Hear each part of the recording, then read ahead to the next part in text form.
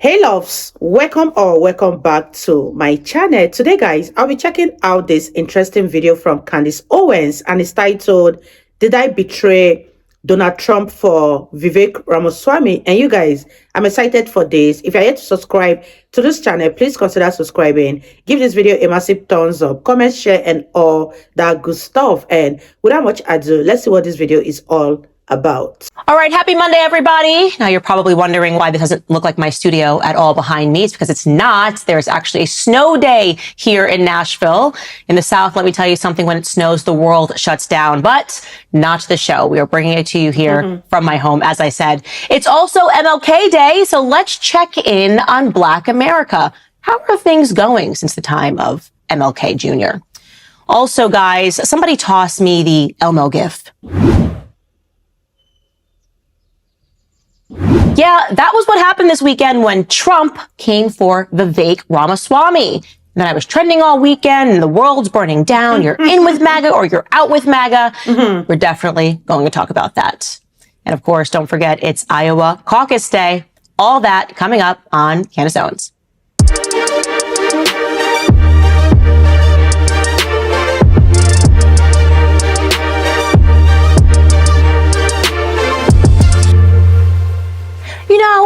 You know what I think? I think after a lot of years, Black America is coming around to Candace Owens. I see the posts, people finally starting to listen a little bit to what I have been saying. They thought that I was so against them, but I was just trying to expose the fact that Democrats were getting bored with Black America, and we're going to eventually import tons of illegals to replace Black Americans. Essentially, our vote wasn't going to matter anymore. I can't even state how many times I said this on the road, and I was met with roars boos from Black America that were so seized by the BLM narrative that they didn't realize what was happening. Well, now Biden is president. Of course, they are flooding millions of illegals into America, dropping them off in inner cities. Wow. And Black Americans seem to suddenly be waking up. Take a listen to what this Chicago resident had to say in a press conference. Politically, having over 500 people in our community would completely wipe out any interest we have. Are you aware that there are immigrant advocates at state houses all over this country who are advocating for non-citizen voting in local elections? What if that happened here? That would change the mindset of what we as a Black community need to thrive here in Chicago. That's a concern of ours. This is much bigger than the mayor of Chicago or Chicago Police Department. This is an effort to destroy our neighborhoods and silence our voices even further. Man, that's a lot of words to say. I'm sorry, Candace Owens, that we haven't been listening for the last 8 years as we've castigated you and tons of other Black American conservatives that have been pointing out this predicament. Exactly. Now, it remains to be seen whether or not it is simply too late. As I said, they are ushering in millions and millions of illegal aliens. And of course, the Black America is going to be the first part of America to be impacted by this. Wow. They're obviously going to give these illegals welfare because welfarism was always the name of the game. Get Black Americans addicted to small handouts, break down their families, and essentially marry them to the government. And whose idea was this? Well, we can't blame it on a ton of people, but we can at least look at life in America for Black Americans before the civil rights protests and Lyndon Baines Johnson and the Great Society Act. Let's actually look back to 1930s. Harlem. Obviously, it has always been a historically Black neighborhood in New York City. I'm going to show you images of Black America. Again, this is when there was racial segregation. Take a look. Wow. So what we are seeing here, again, this is the 1930s in Harlem, is a certain decorum. Civilized. That's the only word that I would use to describe what we are seeing. Black Americans dressed to the nines. Who knows where they're going? Probably to work. Wow, you guys. I guess this is a Harlem Thomas Sowell always speak about in his videos. Because as you can see from this video, everything was in place. Everything was organized. The environment was very clean. The people were dressed to the nines. And this obviously cannot be compared to the Harlem of today, where everything has gone down. The crime rate has exponentially gone up and kids are not giving birth to kids. But just from looking at this video on the screen, you can tell that life was more in order. People were cool-headed and other good stuff. Let me know what you guys think about this video so far, and let's continue watching. Of course, during this time, Black American families were together. You see police officers on the street, but it doesn't really seem like they have much to be doing. Because as I said, these Black Americans have a certain decorum to them. The gentlemen are wearing hats and suits. The ladies are wearing dresses and heels, also wearing hats. This is not a place that I would be fearful to travel alone, whether it was daytime or nighttime. My, how time has changed.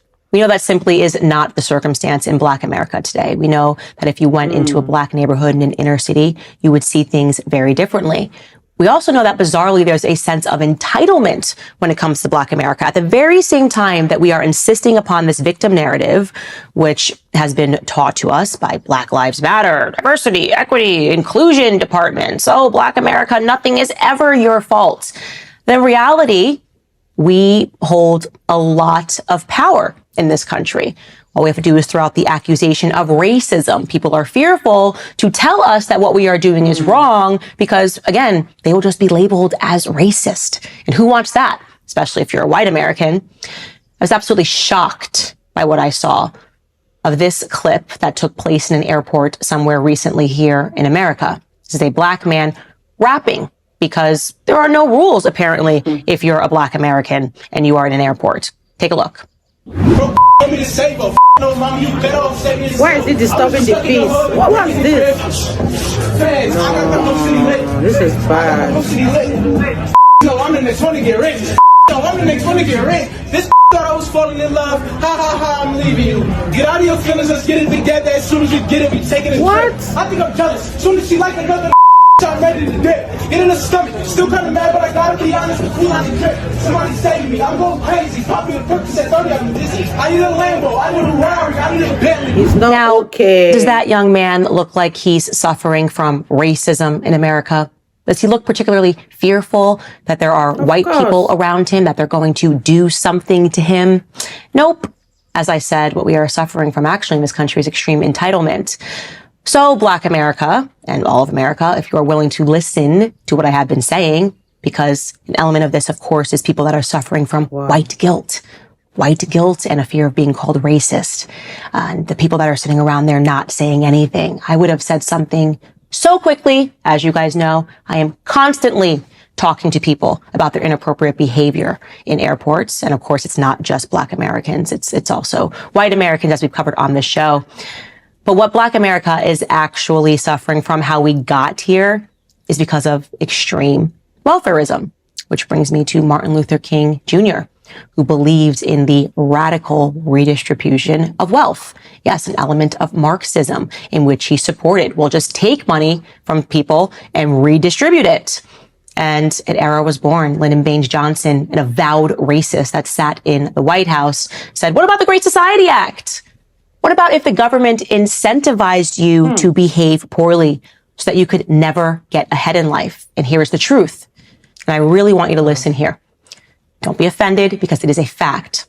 Black Americans were outpacing white Americans in this country in terms of economic growth before the dissolution of Jim Crow policies. Yeah. Why? Because our families were together. Again, I want you to picture what you just saw on the streets of Harlem. Then after the government got involved and after they insisted on welfare policies and the radical redistribution of wealth, everything came down. The government knew what they were doing. It was Machiavellian. They knew that if they married Black Americans to government and they incentivized poor behavior, the behavior that you just watched in the airport, I will be willing to bet anything that that individual, who I don't know his name or his background, grew up without a father in the home. The systemic breakdown of family. It began with that. What's happened since? Well, it's what LBJ predicted when he said that he would have those N-words voting Democrat for the next 60 years. That is the predicament that we are in. Wow, you guys. What Candace Owens is saying is really, really touching, and she's saying nothing but the truth. And the state of America is no longer what it used to be way back in the 1930s. Because from the video we watched during the 1930s, you can see that there was peace, there was decorum, everything was in place. Crime rate was very, very low. The policemen were even bored because they had nothing to do. Compared to today, where you don't even get enough cops to dispatch to different crime scenes. Let me know what you guys think about what Candace Owens has said so far in this video. I'm really taking home 1 or 2 points from what Candace Owens is saying in this video. And I'm enjoying this so much. Let me know what you guys think in the comment section down below. And let's continue watching. Okay, now it's time for some topics du jour.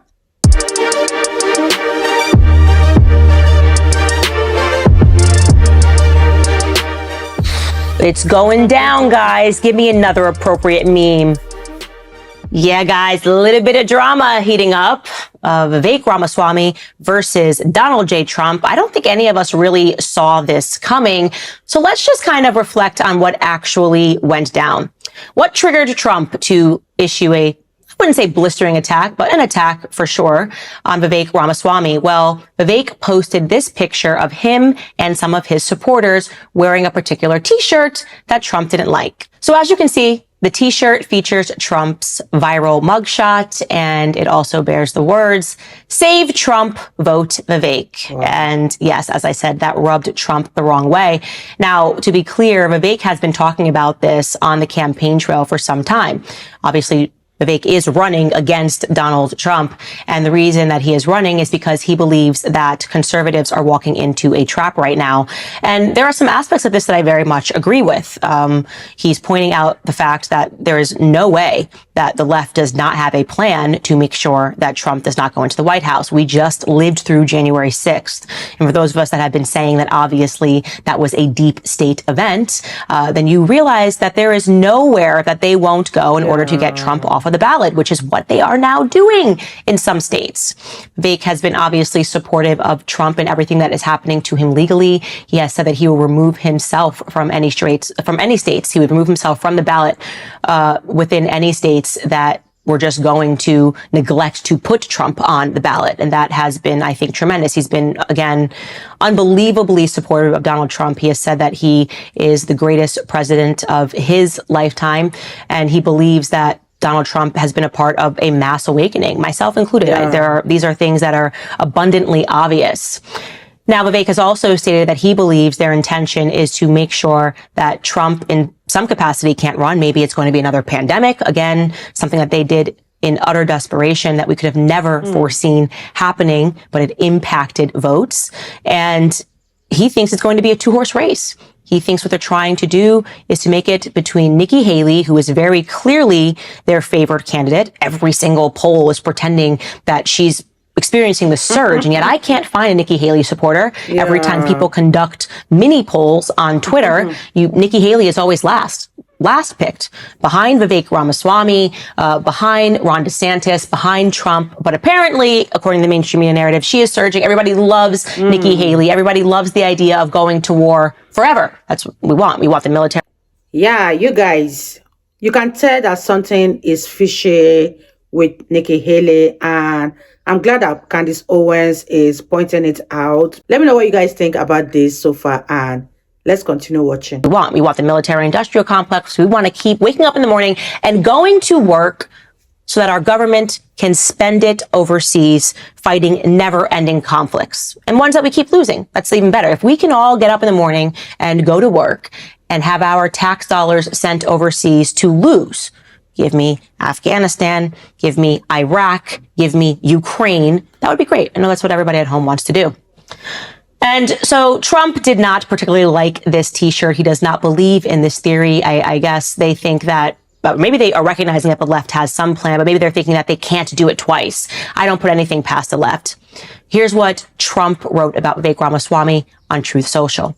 Vivek started his campaign as a great supporter, quote unquote, the best president in generations, etc. Unfortunately, now all he does is disguise his support in the form of deceitful campaign tricks. Very sly, but a vote for Vivek is a vote for the quote unquote other side. Don't get duped by this. Vote for Trump. Don't waste your vote. Vivek is not MAGA. The Biden indictments against his political opponent will never be allowed in this country. They are already beginning to fall MAGA. So here's what I will say. In terms of the way that Trump can sometimes give somebody a name, I would definitely register this as a mild attack. And if he felt attacked by the t-shirt, again, these are not t-shirts from Vivek's campaign. These were just his supporters, and he posted it. Fair. All is fair in politics. Of course, at a certain point, you are going to have to level some attack. You're going to have to make it clear to people, don't vote for this guy, vote for me. So I don't think that there needs to be any drama necessarily here, but drama is exactly what played out on Twitter. You had people that were Trump supporters suddenly calling for everybody's neck that possibly said anything positive about Vivek. And it wasn't a game that I was going to play. I've been very clear on this show forever. Literally, when Vivek was polling at less than 1%, I had him on the show, that he registers to me as a breath of fresh air. And the way that he is running his campaign, in my view, is excellent. This should be the mold for how every campaign is run. He is actually working for people's vote. He is working so hard. He is on every obscure podcast and YouTube show that you've never heard of. True. He doesn't care, big or small. He wants people to know about him.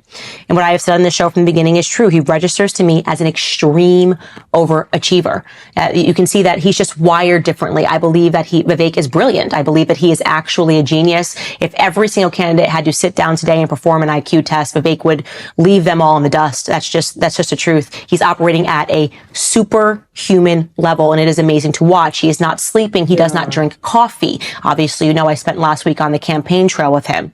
We should want all of this in a presidential candidate, not just a presidential candidate, but in a congressional candidate. We should want this to be, again, the standard. And as a mother of three, I have no qualms about saying that he represents the future of the Republican Party, and he makes me feel more at ease about the direction that this country is headed toward. If we can get people like him in leadership positions, we should all support it. But this led to conspiracy theories. Why are there suddenly so many people that were supporting Trump that are also looking at Vivek? Well, because he's been able to articulate a very clear vision. And by the way, aside from that, nobody else called and asked us, right? As I said, he's doing all of these podcast shows. He's inviting people on the campaign trail with him.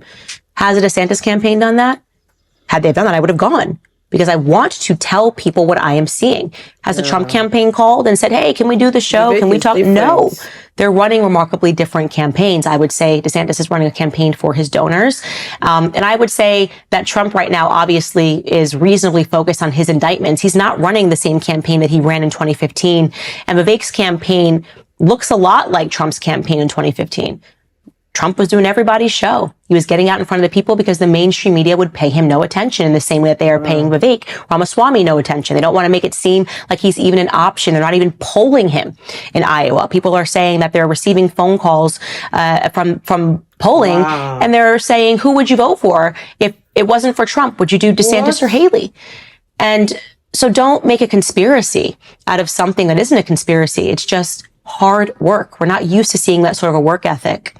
And I think my suspicions about Vivek have been correct about him being a chronic overachiever. Somebody posted this on to X. It is Vivek giving a speech when he was in high school because he was the valedictorian at St. Xavier's. Take a listen. And most of all, to the fellow class of 2003, we are finally here. Yeah, I guess we finally are here. But the last question facing us tonight is what this really means. In one sense, I feel that at long last, after struggle and after success, that tonight we have arrived. Yet in quite another sense, I'm only reminded of a quote we recently read in our English class, that it is better to travel than it is to arrive, leaving me altogether confused as to how I'm supposed to feel right now. The word commencement comes from the French word commencer, which means to begin. I think that's an important clip to look at because it shows you that it's the same Vivek Ramaswamy that we see today. People have pointed out, oh, he sounds automated. He sounds too good to be true, as a means to reject him and his platform. We're literally getting to the standpoint now. We're just going, we should just reject brilliance. We don't like the smart guy. It almost feels a little bit to me, like a bunch of high schoolers picking on the nerdy kid for being an overachiever. Oh, something about him I don't trust. He's automated.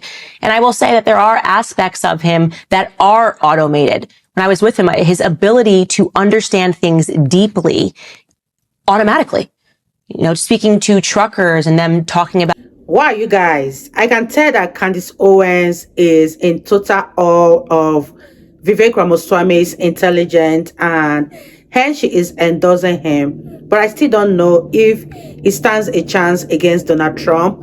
Let me know your thoughts in the comment section down below, and let's wrap this video up, you guys. And them talking about the problems that they have. A big issue right now happening in Iowa is a major pipeline that they want to build across people's personal property. Deeply understanding that this CO2 pipeline, why it is completely wrong, weighing it against the Constitution, and speaking out and saying that he will not support that pipeline being built. As I said, these are actually aspects that people should want to see, rather character elements that we should want to see in any person that wants to be a leader in this country. So what I would say is that we should not be rejecting brilliance. We need to stop acting like the cool kids. Is Vivek Ramaswamy particularly good at culture? Nope. That's okay. I don't know outside of him rapping Eminem how much he knows about movies and things of that nature, but it doesn't matter. He understands the Constitution. He's willing to fight for it. Now, how Vivek Ramaswamy responded to Donald Trump was in this manner. He wrote this on his X feed. He said, "Yes, I saw President Trump's Truth Social post. It's an unfortunate move by his campaign advisors. I don't think friendly fire is helpful. Donald Trump was the greatest president of the 21st century, and I'm not going to criticize him in response to this late attack. I've met thousands of Iowans across 390 plus events here, and they are deeply worried, and so am I, that this system won't allow Donald J. Trump anywhere near the White House again. It seems that they will stop at nothing to keep him away from power. I'm worried for Trump. I'm worried for our country. I've stood up against the persecutions against Trump, and I've defended him at every step. I showed up at the Miami courthouse in solidarity following his first federal indictment. I filed an FOIA demand to the Biden DOJ. I submitted an amicus brief this week with the U.S. Supreme Court calling on them to overturn Colorado's ruling. I pledged to remove myself from Maine and Colorado's primary ballots if they remove Trump, calling on DeSantis and Haley to do the same. But we have to open our eyes. Last time it was a man-made pandemic and big tech election interference. Now the same billionaires funding the lawsuits against Trump are the ones trying to prop up Nikki Haley. The same mainstream media blasting Trump is lavishing praise on Nikki. They want to narrow this to a two-horse race between Trump and Haley, eliminate Trump one way or the other, and trot their puppet into the White House. We can't fall for that trap. 1 year from now, we won't look back and say that we were shocked that it happened. We'll kick ourselves for not stopping it. Our movement must live on. America First didn't start in 2016. It started in 1776. We owe it to our founding fathers to do the right thing for our country. I want to save Trump and to save this country. Let's do it together. You won't hear any friendly fire from me. As I said, this isn't a conspiracy. People are liking Vivek because he is working to be liked. And if we observe the way the other campaigns are being run, I just don't know if it's registering as more votes for any of those candidates. I appreciated how lighthearted, obviously, and funny Trump's campaign was in 2015. Obviously, it was a remarkably different world. You can't imagine what Trump has gone through. All of it tremendously wrong. He carries a great burden being indicted for various things simply because they want to interfere in this election, having to, instead of spending time with his voters, get to go over to various courthouses simply because, as I said, they do not want him on the ballot. January 6th for them, which was obviously staged by the deep state, represented an opportunity for them to further punish him and his supporters. So I get that. But of course, positivity and lightheartedness is going to register with individuals. You've got Nikki Haley, who is barely campaigning. She doesn't have to. Mainstream media is fully on her side. She's running the old Hillary Clinton campaign. I'm a woman and people will vote for me and I will say exactly what it is that I am supposed to say without even thinking. I'm a puppet. I am a plant. Then you've got Ron DeSantis, who, as I have said from the very beginning, I think he is a wonderful governor. I know some people don't feel that way about him because they feel that he's been disrespectful in running for the presidency, especially given the fact that Trump did, in fact, get him over the line. He almost lost his first gubernatorial race to Andrew Gillum. But I just don't think he's running a great campaign. I don't. I've said it from the beginning, especially the online world. Anybody that's got a gator in their profile, they ruined it for DeSantis. They're nasty, they're mean, and they are not bringing him more support. It's not to say that there's not good things to like about DeSantis, but he certainly is sort of walking in like he just deserves it for being a good governor. Yeah. That's not how it should work. Every candidate should be lacking sleep on the ground every single day, painting a vision. They should be doing everybody's shows, not just answering the call when the mainstream media can get them in front of viewers. That's my personal belief. I think that people will always respond to a candidate that is working hard. That's the country that we live in. It should always be a meritocracy. And so we will continue to follow it. And I want to be very clear because there's been a lot of lies. Of course, if Trump is a nominee, he will be the person that I am supporting. But I will continue to support Vivek Ramaswamy because to me, he represents the future and I'm invested in it for my children.